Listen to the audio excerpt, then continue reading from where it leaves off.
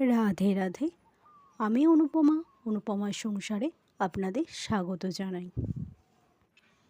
আজ আমি বানাতে চলেছি আমলকির আচার, যেটা এই ওয়েদার চেঞ্জের সময় সর্দি কাশির হাত থেকে আমাদের রক্ষা করতে সাহায্য করবে। এটা বানানোর জন্য প্রথমেই আমি 750 গ্রাম আমলকি ভালো করে ধুয়ে নিয়েছি।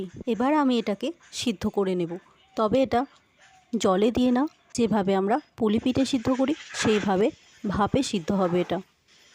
এবার আমি একটা প্লেটে নিয়েছি বেশ কিছু তুলসী পাতা এবং কয়েক রকমের মশলা। মশলাগুলির মধ্যে দেখতে পাবেন আদা, এলাচ, লবঙ্গ, গোলমরিচ, জিরে এবং মৌরি।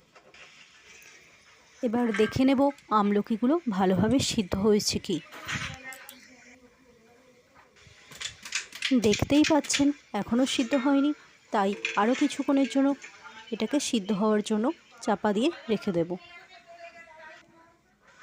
কিছুক্ষণ পর ঢাকা খুলে দেখলাম আমলকিগুলো ফেটে গিয়েছে, যা থেকে বোঝা যাচ্ছে আমলকিগুলো ভালোভাবে সিদ্ধ হয়ে গেছে।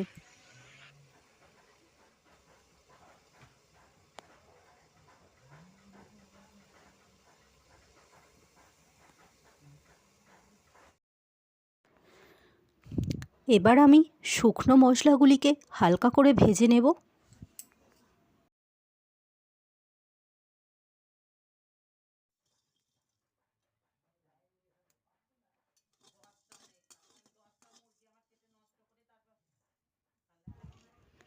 আমলকির বীজগুলো বাদ দিয়ে আমলকি, তুলসী এবং মশলাগুলো একসাথে মিক্সিতে পিষে নিলাম। পেষা আমলকি এবং মশলা কড়াই দিয়ে দিলাম। এর সাথেই দিয়ে দেব আখের গুড়। এখানে মোট 500 গ্রাম আখের গুড় আছে।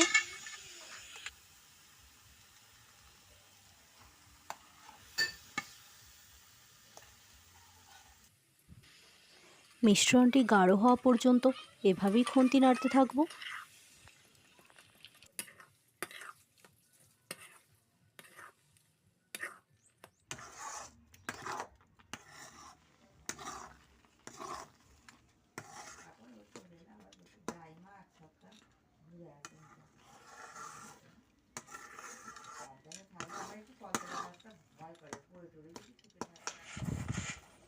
আমলকির আচার প্রায় হয়ে গিয়েছে।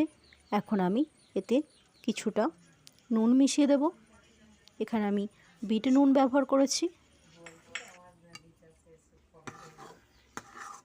আচারের মধ্যে নুনটা ভালোভাবে মিশে যাওয়ার পর আমি এটা একটা প্লেটে নামিয়ে রাখলাম। আচার এখন তৈরি।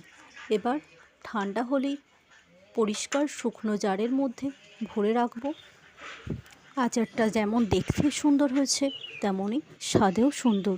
যারা কাঁচা আমলকি খেতে একদমই পছন্দ করেন না, তাদের জন্য এটা খুবই উপযোগী। ধন্যবাদ সকলকে ভিডিওটি শেষ পর্যন্ত দেখার জন্য।